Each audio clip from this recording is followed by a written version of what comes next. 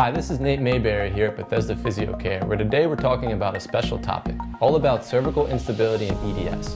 For those of you who don't know what EDS is, it stands for Ehlers-Danlos syndrome. Cervical instability is an under-recognized source of persistent neck pain and neurological symptoms in patients with connective tissue disorders such as EDS. So let's first talk about what cervical instability actually is. When the ligaments of the cervical spine become excessively lax, they can no longer prevent the bones from being restrained, and the joint becomes structurally unstable. In patients with EDS, the cranium and the top several cervical vertebrae are prone to becoming unstable, thus perpetually irritating the important neural structures they are supposed to be protecting. So why does cervical instability often go unrecognized by healthcare providers? To start, it requires specialized imaging to measure and diagnose. In a resting position laying down, it's virtually impossible to determine the full extent of cervical instability.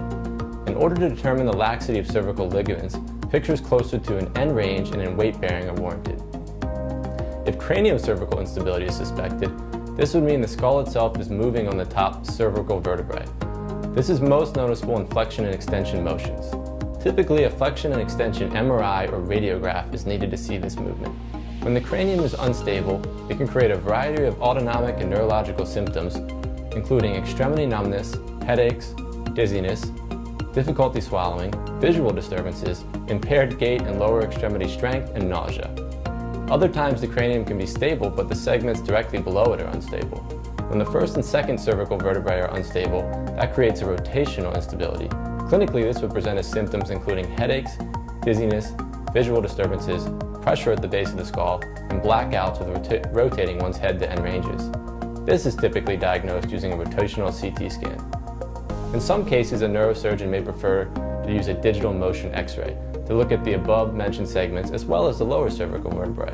Combining all the imaging with one's clinical symptoms will give the medical team the best available data to diagnose structural cervical instability. When the cervical spine is deemed too unstable to support the important neurological structures around it, it is often recommended to have a surgical fusion to correct the instability. In these cases, surgery with post-operative physical therapy have been shown to yield good results and improve symptoms. However, there are some cases that present with similar symptoms that do not demonstrate structural instability. In these cases, patients are considered to have a functional instability. The ligaments themselves are capable of protecting the vital nerves around them, but the brain and the system designed to control the head and neck are out of sync. The cervical spine is dependent on input from the vestibular system, which is your inner ear and is important for equilibrium, the oculomotor system, which is the coordination of your visual system and eyes, and the muscles of the head and neck. Many times these inputs can be impaired from trauma or injury. If they are not working in tandem, the output is distorted and often mimics symptoms very similar to cervical instability. The good news about functional instability is that it does not require surgery.